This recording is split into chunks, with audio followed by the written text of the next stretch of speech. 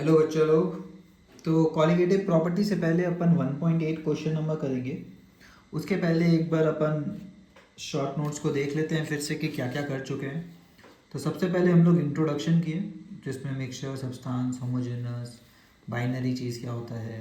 फिर concentration term पढ़े, जिसमें 7 तरह के कंसंट्रेशन टर्म्स थे। फिर अपन सॉलिबिलिटी पे आए, जिसमें सॉलिड एंड लिक्विड पढ़े, जिसमें ज़्यादा कुछ काम का था नहीं, बस टर्म्स हम सिखा रहे थे, ये लोग डिसोल्यूशन क्या होता है, क्रिस्टलाइजेशन क्या होता है। फिर गैस इन लिक्विड पढ़े, जहाँ से इंपॉर्टेंट चीज़ शुरू हुआ। गैस इन लिक्विड को अपन हेनरी लॉ भी बोलते हैं। इसके सारे चीज़ें अगर जानना है तो हेनरी लॉ को समझना पड़ेगा। हेनरी लॉ अपने को समझ में आया कि होता है P = KH/X। फिर लिक्विड इन लिक्विड पे आए तो अपने को पता चला अल्कोहल प्लस वाटर, ऐसा वाला मिक्सचर याद रखना है। फिर रॉल्स लॉ ने अपना लॉ दिया और पता चला कि प्रेशर किसी भी वोलेटाइल कंपोनेंट का होगा, उसका प्योर वाले का pressure multiplied by mole fraction in the mixture. तो P0A × XA, PB होगा P0B × XB, total pressure PA + PB। वैसे हवा में प्रेशर निकाल सकते थे हम लोग, है ना, कि हवा में मोल फ्रैक्शन निकाल सकते हैं। तो मोल फ्रैक्शन कितना होगा, तो PA/P टोटल, और मोल फ्रैक्शन ऑफ B हवा में कितना होगा, जितना प्रेशर ऑफ B आया बाई टोटल प्रेशर। ठीक है, और मोल फ्रैक्शन 0 से 1 के बीच में होता है। फिर अपन देखिए पॉजिटिव और नेगेटिव डेविएशन। हम लोग को समझ में आ गया कि अगर वेपर्स जो बन रहे हैं या वेपर प्रेशर वो रॉल्ट साहब के वेपर प्रेशर से ज़्यादा आया तो हम लोग बोलेंगे पॉजिटिव डेविएशन। ठीक है, अगर रॉल्ट साहब से कम आया, vapour pressure is less than Raoult vapour pressure, जितना रॉल्ट साहब कैलकुलेट करके बता रहे थे, तो हम लोग बोल देते हैं नेगेटिव डेविएशन। ठीक है, दूसरी बात पॉजिटिव में एक और बात पता चला कि नया वाला जो फोर्स है वो खराब रहा होगा ओरिजिनल फोर्सेस से। इसमें क्या पता चला, नया वाला जो फोर्स है ज़्यादा स्ट्रांग रहा होगा ओरिजिनल फोर्सेस से, ए के बीच में या बी के फोर्सेस के बीच में। ठीक है, इतनी बातें अपने को समझ आ गई थी। फिर अपने को पता चला एजियोट्रॉप्स भी होता है। थर्ड पॉइंटर इसमें लिक्विड में हमारा हो गया एजियोट्रॉप। एजियोट्रॉप में भी 2 तरह का होता है। पॉजिटिव वाले को, जो पॉजिटिव डेविएशन वाले एजियोट्रॉप होते हैं, उनको हम लोग और क्या बोलते हैं, minimum boiling azeotrope, minimum boiling azeotrope. और जो नेगेटिव डिविएशन शो करते हैं रॉल्स लॉ से, वो वाले एजियोट्रॉप होते हैं मैक्सिमम बॉइलिंग एजियोट्रॉप। ठीक है, इन पे अपन एग्जाम्पल याद किए थे और एग्जाम्पल को यहाँ पे अपडेट कर लेंगे। तो हम लोग को पता है एक एग्जाम्पल था HNO3 वाला। HNO3 अगर पानी के साथ मिला तो अपना एक एजियोट्रॉप बना था। कौन सा वाला एजियोट्रॉप बना था, मैक्सिमम बॉइलिंग वाला। वैसे ही इथेनॉल और पानी वाला था, वो था मिनिमम वाला।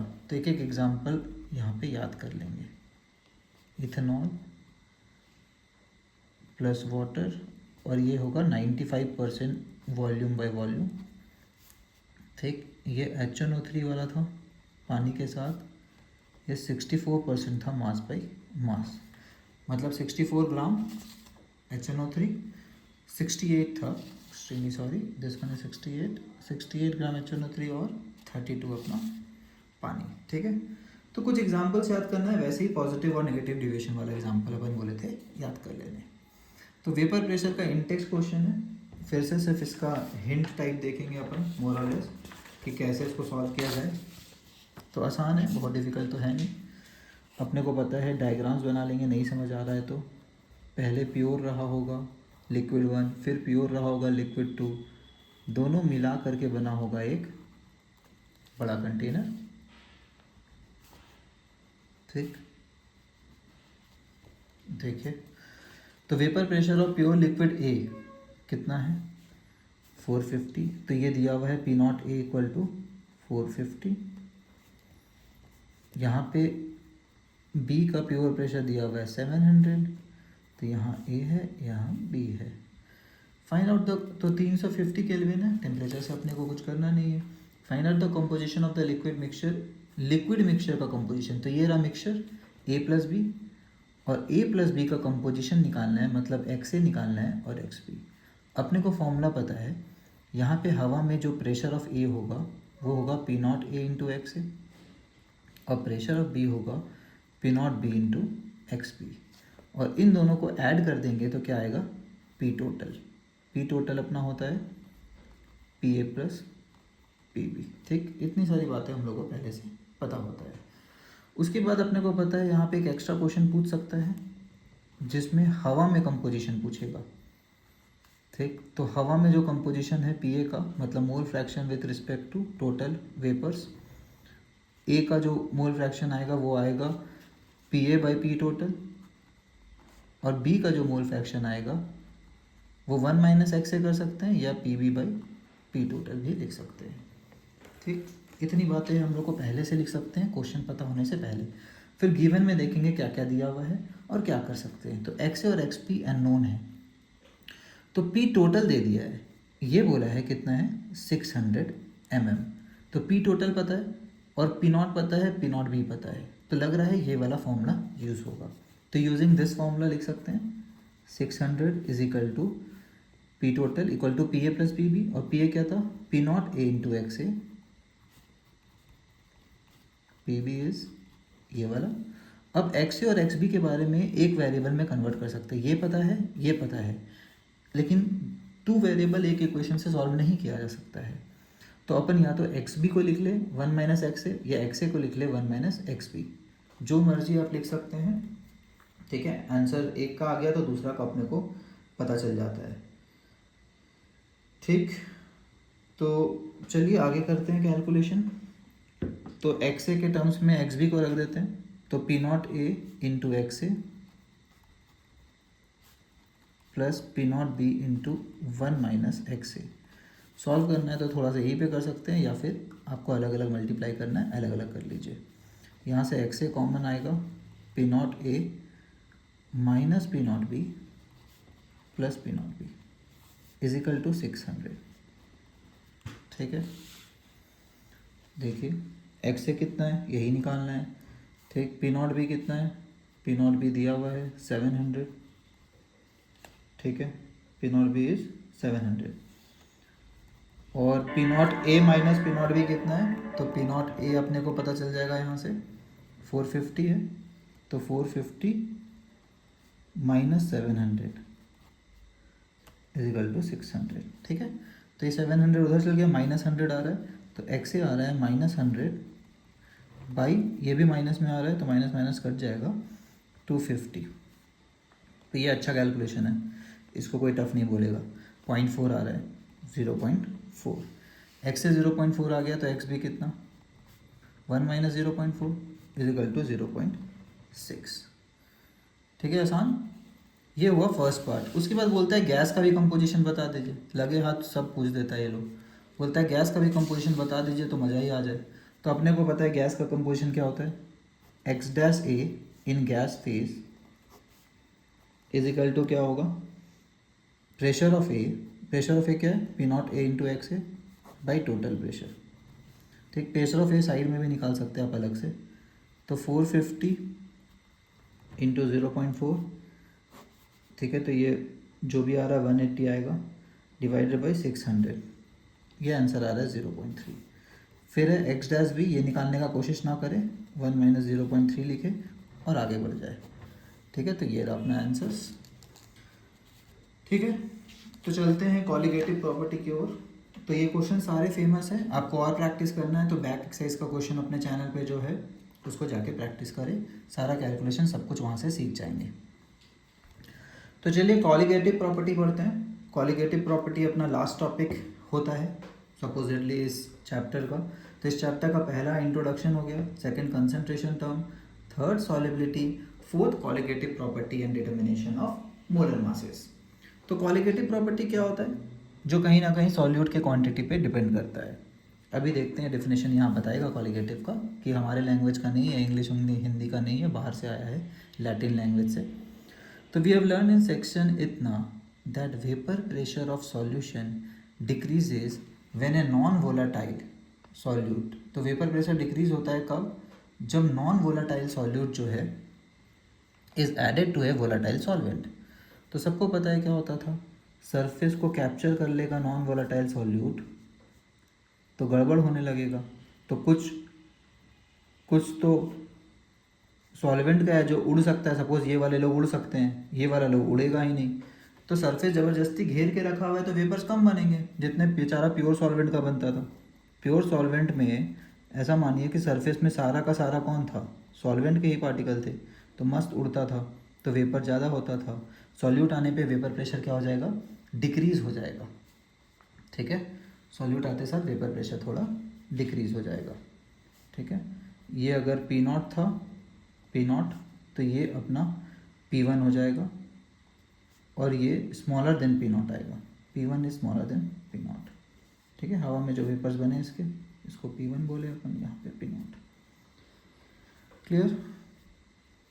तो which are connected with decrease of vapour pressure, तो many properties of solutions which are connected with decrease in vapour pressure है, उन सबको फर्क पड़ेगा जो जो वेपर प्रेशर से रिलेटेड है। जैसे बॉइलिंग, बॉइलिंग मतलब ये होता है कि वेपर जो है टक्कर दे देंगे हवा के 1 ATM को, तो कम बनेगा तो भाई बॉइलिंग पॉइंट बढ़ेगा, क्योंकि बना ही नहीं 100 डिग्री पे उतना वेपर की 1 ATM को टक्कर दे रहा है, तो बॉइलिंग पॉइंट को बोलते हैं इंक्रीज होगा। तो relative lowering of vapour pressure, vapour pressure कम हुआ है, फ्रीजिंग पॉइंट कम होता है, एलिवेशन ऑफ बॉइलिंग पॉइंट बढ़ता है। सब एक एक करके देखेंगे अभी चारों को। Osmotic pressure of the solution, फिर ऑस्मोटिक प्रेशर के बारे में भी थोड़ा पढ़ेंगे हम लोग। ठीक, all these properties depend on the number of solute particles irrespective of their nature relative to the total number of particle present in the solution। irrespective of their nature मतलब कि वो यूरिया का एक पार्टिकल है कि salt का है कि शुगर का है, इससे कोई फ़र्क नहीं पड़ेगा, एज लॉन्ग एज वो नॉन वोलाटाइल सॉल्यूट है, चाहे मिट्टी ही क्यों ना डाल दे इसके ऊपर। नॉन वोलाटाइल मतलब वो ना उड़े, वो ना उड़े तो वेपर्स उतना बनेगा ही नहीं। Such properties are called colligative properties. Colligative Latin word से आया है, को मतलब होता है टुगेदर, है ना, कलेक्टिव, कलेक्शन, ये सब वर्ड हम लोग को पता होता था। लिगेयर मतलब होता है बाइंड करना। ठीक है, तो कलेक्ट वर्ड मतलब भी होता है एक साथ सबको लाना कोई चीज़ को, तो ये सॉल्यूट एक साथ आ जाएगा सरफेस पे, दिक्कत करना शुरू करेगा। In the following section we will discuss those properties 1 by 1। तो चलिए फर्स्ट देखते हैं, relative lowering of vapour pressure. We have learned in section इतना that the vapor pressure of solvent in, तो vapor pressure of जो solvent होता है in solution is less than that of, क्या होता है वो less than that of the pure solvent होता है। तो रॉड साहब ने एक्स्टैब्लिश किया that lowering of vapor pressure depends on the concentration of solute particle। solute particle पे डिपेंड करता है, अभी फॉर्मूला डिराइव करके दिखाएंगे, है ना। अभी तक हम लोग पढ़ते थे कि वेपर प्रेशर जो होता है अगर सिर्फ जो उड़ सकता है उसके कारण आता है, तो P1 को हम लोग बोलेंगे P1 का ओरिजिनल जो प्रेशर आना चाहिए था जब वो प्योर होता, इनटू मोल फ्रैक्शन। ठीक है, तो ऐसा नहीं लग रहा है कि ये सॉल्वेंट पे डिपेंड करता है।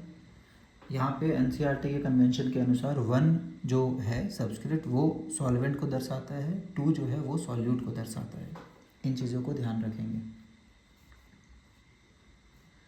तो ये अपन प्रूव करेंगे कि अभी ऐसा देखने में लग रहा है ना कि मोल फ्रैक्शन ऑफ फर्स्ट पे डिपेंड कर रहा है, अभी प्रूव करेंगे मोल फ्रैक्शन ऑफ सेकंड पे। वैसे कॉमन सेंस भी है, क्या x1 1 - x2 नहीं होता है, होता है ना, तो x2 पे तो डिपेंड करता है x1, तो बोल सकते हैं x2 पे डिपेंड करता है प्रेशर, तो कितना सॉल्यूट है उस पर डिपेंड करेगा कि वेपर प्रेशर लोअरिंग कितना होगा। अब एग्जैक्ट फॉर्मूला अभी हम लोग डिराइव करेंगे। इक्वेशन 1.20 given in section इतना, establish the relation between vapor pressure of solution, mole fraction and vapor pressure of the solvent। क्या था 1.20 कि किसी भी volatile component का प्रेशर आएगा उसका मोल फ्रैक्शन मिक्सचर में इनटू उसका प्योर जब रहता तो कितना वेपर बनता, vapour pressure when it is taken pure. अब रिड्यूस इन वेपर प्रेशर क्या होगा, तो मान लेते हैं ये नया वेपर प्रेशर, जब बेचारे अकेले थे तब P1 नॉट था, तो कितना कम हुआ, डेल्टा कितना आया, रिड्यूस कितना हुआ, चेंज इन प्रेशर। जो बेचारा पहले था ज़्यादा वेपर बन रहा था तो बड़ा नंबर माइनस छोटा नंबर, ऐसा कर सकते हैं, P1 नॉट माइनस P1। ठीक है, तो देखिए P1 नॉट माइनस P1 अगर पॉजिटिव में चाहिए रिडक्शन, रिडक्शन मतलब पहले ज़्यादा था अब कम है। अब P1 को क्या लिख सकते हैं according to Raoult's law, P1 not into x1, P1 not common 1 minus x1 आ गया। अब 1 माइनस x1 को क्या लिखेंगे x2, आ गया मस्त इक्वेशन, x2 पे डायरेक्ट डिपेंडेंट, तो इसीलिए डेल्टा निकाले, क्योंकि डेल्टा निकालते हैं तो डायरेक्ट फॉर्मूला में ही x2 आ जाता है। फिर P1 नॉट को नीचे ले जाएंगे तो delta P by P1 not is equal to x2 आ गया। डेल्टा P क्या था, ओरिजिनल प्रेशर माइनस मिक्सचर में बेचारे का वेपर जितना बना divided by P1 not is equal to mole fraction of component 2। और मोल फ्रैक्शन सबको पता है क्या होता है, मोल फ्रैक्शन ऑफ कंपोनेंट 2 होता है moles of component 2 by total moles. ठीक है, तो इसको बोलते हैं रिलेटिव लोअरिंग का फॉर्मूला। ठीक, कितना रोलिंग हुआ। और रिलेटिव क्यों बोले, क्योंकि आपने देखा फाइनल माइनस इनिशियल या फिर initial minus final change in pressure divided by original pressure. Original कितना था जब वो प्योर था तो P1 नॉट। ठीक है, जैसे करते थे प्रॉफिट परसेंट क्या होता था, selling price minus cost price by cost price. तो यहाँ पे भी वैसे ही है, difference of original minus final divided by original. तो रिलेटिव लोअरिंग मतलब अपन हमेशा ओरिजिनल से ही कंपेयर करेंगे कि पहले इतना था रिलेटिवली अब इतना कम हो गया है, तो डेल्टा बाय ओरिजिनल। तो प्रॉफिट बाय CP ऐसा कुछ है यहाँ पे। The expression on the left hand side of the equation as mentioned earlier is called relative lowering. सिर्फ लोअरिंग ऑफ वेपर प्रेशर नहीं बोलेंगे क्योंकि रिलेटिव P1 नॉट से डिवाइड कर दिए हैं, ओरिजिनल वाले से कंपेयर भी कर रहे हैं, तो इस बार रिलेटिव वर्ड यूज करेंगे। Relative lowering of vapour pressure and is equal to the mole fraction of the solute. आया N2 क्या होता है, NCERT के कन्वेंशन के हिसाब से 2 मतलब सॉल्यूट, 1 मतलब solvent. The above equation can be written as this. ठीक, N1 N2 सबको पता है। अब देखिए यहाँ पे एक अप्रॉक्सीमेशन बोलता है जनरली क्या होता है ना, अब पानी बहुत सारा लोगे नमक थोड़ा सा लोगे, तो हमेशा क्या होता है N1 और N2 में जो सॉल्वेंट है पानी का मोल सब बहुत ज़्यादा होता है। तो पानी का मोल 100 है और पता चला सॉल्यूट का मोल सिर्फ आ रहा है 0.1, तो बोला 100 में 0.1 ऐड करेंगे तो कुछ ज़्यादा फर्क पड़ा, 100.1 ही ना आया, तो 0.1 को इग्नोर कर दीजिए ना, अब 100 को लेके चलिए। तो बोलता है N2/N1 लिख सकते हैं अगर डाइल्यूट सॉल्यूशन है, मतलब बहुत ज़्यादा पानी, बहुत ज़्यादा सॉल्वेंट और बहुत कम सॉल्यूट। ठीक है, और मोल्स पता है सबको, given mass by molar mass. तो ये रहा, ये गिवन मास को W से रिप्रेजेंट करता है NCERT by molar mass. Similarly नीचे का गिवन मास क्या है W1 divided by molar mass, तो M1 ऊपर चल गया। ठीक है, तो इन फॉर्मूला को याद नहीं करते अपन, इसको याद कीजिए मस्त। ठीक है, इसका भी एक मॉडिफाइड फॉर्मूला हम लोग बनाते हैं, अप्रॉक्सीमेशन नहीं है, दैट इज़ नॉट, ये तो अप्रॉक्सीमेशन से आ रहा है ना N2 N1, हमारा एक्यूरेट है, इसी का दूसरा फॉर्म है, लेकिन उसमें दो नहीं दिखता है डिनोमिनेटर में, एक ही दिखेगा, ऐसा कुछ दिखेगा। तो RHS सेम है, P1 नॉट माइनस P1, नीचे P1 नॉट था ना, नीचे बस P1 ले लेंगे और N2/N1 लिखेंगे, तो ये 100% हर जगह वैलिड है, इसी से डिराइव होता है ये। और डेरिवेशन मैंने एक दिखा चुका हूँ, बैक एक्सरसाइज जब मैंने किया है तो एक जगह एक क्वेश्चन पे डिराइव करके दिखाया है, और फिर बताया है कि कम्पिटिटिव एग्जाम में हम लोग यही यूज़ करते हैं, क्योंकि ये अप्रॉक्सीमेशन भी नहीं है, ये एग्जैक्ट है। और ये देख के डर लगता है कि दो लोग डिनोमिनेटर में, तो अपन ऐसे ही फॉर्म यूज़ कर रहे हैं N2/N1, लेकिन इसमें बस ये ध्यान रखना है नीचे P1 नॉट नहीं है, P1 है। ठीक, और इसी को यूज़ करके मैं सारा क्वेश्चन आपको बना के भी दिखाऊंगा, और ये वैलिड है, इसमें कोई दिक्कत नहीं है इस फॉर्मूला में। ठीक है, M1 M2 मोलर मास हो गया, W1 W2 क्या हुआ, गिवन मासेस। ठीक, और चलिए एक क्वेश्चन किया जाए। तो vapour pressure of pure benzene, देखिए प्योर बेंजीन का वेपर प्रेशर दिया हुआ है। अब यहाँ पे ध्यान देना है कितने सारे वोलेटाइल कंपोनेंट है, एक ही है तो रिलेटिव लोअरिंग वाला फॉर्मूला लगाएंगे, ज़्यादा आसान पड़ेगा, नहीं तो रॉल्स लॉ लगाएंगे। The vapour pressure of pure benzene, अच्छी बात है सर, आपने प्योर बेंजीन को दे दिया, मतलब बेंजीन जब अकेले था तो इस साहब का वेपर प्रेशर आता है कितना, 0.850 बार। इसमें साहब ने नॉन वोलाटाइल, जैसे ही नॉन वोलाटाइल वर्ड सुने मतलब उड़ नहीं सकता है ना, मतलब रिलेटिव लोअरिंग वाला फॉर्मूला लगेगा। रिलेटिव लोअरिंग का फॉर्मूला क्या है, P0 minus P divided by P is equal to N2/N1। ठीक है, तो ऊपर दिख रहा है, ये वाला फॉर्मूला बोले हर जगह यूज़ करेंगे क्योंकि ये अप्रॉक्स भी नहीं है, ये एक्यूरेट है, तो डाइल्यूट वूलेट से फ़र्क नहीं पड़ेगा अपने को आसान ये दिख रहा है। A non volatile solute weighing 0.5 ग्राम। अब देखिए गिवन मास सॉल्यूट का, सॉल्यूट के लिए लिखते हैं solute, given mass, molar mass, given mass 0.5, molar mass पता है, नहीं पता है, सॉल्वेंट कौन है, बेंजीन, बेंजीन का गिवन मास कितना है 39, मोलर मास कितना है 78, तो नंबर ऑफ मोल्स कितना हो गया बेंजीन का, तो N1 अपना होता है क्या, सॉल्वेंट, तो given mass by molar mass, इसके मोल्स तो बड़े अच्छे आ रहे हैं, हाफ 0.5, तो अपना जो है सॉल्वेंट हो गया 0.5, N2 होता है सॉल्यूट। तो आप याद रखें solute bye solvent, solute bye N solvent, N2 N1 के चक्कर में ना पड़े, बार बार इसमें क्या लिख के रखें, N सॉल्यूट बाय सॉल्वेंट। ठीक है,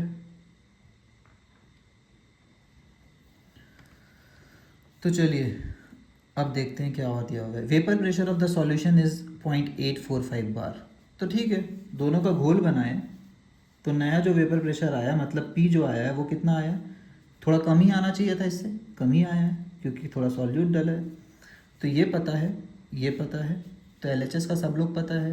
RHS में N ऑफ सॉल्वेंट पता है कि N ऑफ सॉल्यूट निकाल लेंगे, तो N ऑफ सॉल्यूट पहले निकाल लीजिए। तो P0 माइनस ये, ठीक है, थोड़ा सा अपन एडजस्ट कर लेते हैं, डिवाइडेड बाय P कितना 0.845 is equal to N of solute divided by 0.5। इसको सॉल्व कर सकते हैं, 0.005 by 0.845 into 0.5 is equal to N of solute.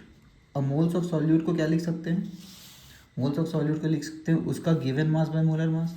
Given mass हम लोग को 0.5 दिया हुआ था, मोलर मास निकालने बोला है। ठीक है, नंबर्स अच्छे लग रहे हैं, 0.5 कट जाएगा, तो मोलर मास इधर, ये लाओ इधर, तो मोलर मास न्यूमरेटर में LHS में जाके, ये RHS में जाके न्यूमरेटर डिवाइडेड बाय 0.005। तो नंबर्स काफ़ी आसान है, 845/5 तो 170 आंसर आ रहा है, हमारा भी 170 आ रहा है, 134 है ना।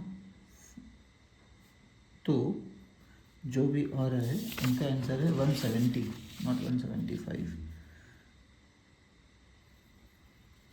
ठीक है, तो लेट्स सी इनका भी हमारे जितना कैलकुलेशन है क्या, तो दिख रहा है कैलकुलेशन तो सेम है। एक minute, let me show you, ये देखिए कैलकुलेशन सेम है, दोनों का डिफरेंस डिवाइडेड बाय इतना इज इक्वल टू इतना बाय इतना। तो ये लोग अप्रॉक्सीमेशन किया है, हम लोग तो अप्रॉक्सीमेशन किए भी नहीं है। ठीक है, तो हमारा पता है कितना आ रहा है, इसको काटेंगे तो कितना आएगा, 5 1 जा 5, 34, 5 6 जा 30, 45। ठीक है, 45 बचा, 5 9 जा, हमारा आ रहा है 169, इनका आया 170। किन लोगों का ज़्यादा एक्यूरेट है, हमारा ज़्यादा एक्यूरेट है। इन्होंने डाइल्यूट मान करके वो फॉर्मूला यूज़ कर लिया जो अप्रॉक्सीमेशन वाला NCERT बोलता है यूज़ कर लीजिए, N2/N1, लेकिन नीचे क्या रखते हैं लोग, P1 नॉट। हम लोग बोले बिना अप्रॉक्सीमेशन के नीचे P1 रखिए और इसी को यूज़ कीजिए हर जगह। समझ आया, तो 170 इनका आंसर है, बट 169 हमारा जो आंसर है वो एक्यूरेट है। इन्होंने डाइल्यूट सॉल्यूशन के लिए ये अप्रॉक्स वाला फॉर्मूला यूज़ किया हुआ है। ठीक है, आई होप यहाँ तक समझ में आया है। Elevation and boiling point next part में देखेंगे, और आपसे एक उम्मीद होता है कि आप जब भी ये कोई भी पार्ट इसका देखे हैं उसके बाद शॉर्ट नोट्स टाइप ज़रूर लिखें। आपको हर बार मैं दिखा रहा हूँ शॉर्ट नोट एक पेज का कैसे लिखते हैं, ताकि आपको पुराना पार्ट बहुत स्ट्रॉन्ग हो, तभी आप आगे पार्ट पे जाइए। दिख रहा है, ऐसे शॉर्ट नोट थोड़ा सा ही लिखे, कम से कम एक कॉन्फिडेंस रहेगा कि भाई मैं अपने को आता है कि कौन सा टॉपिक चल रहा है और ये कैसे कैसे बढ़ेगा। तो अपन थर्ड टॉपिक था सॉल्युबिलिटी, अपन फोर्थ में पहुंच गए हैं जो है कॉलिगेटिव प्रॉपर्टीज़।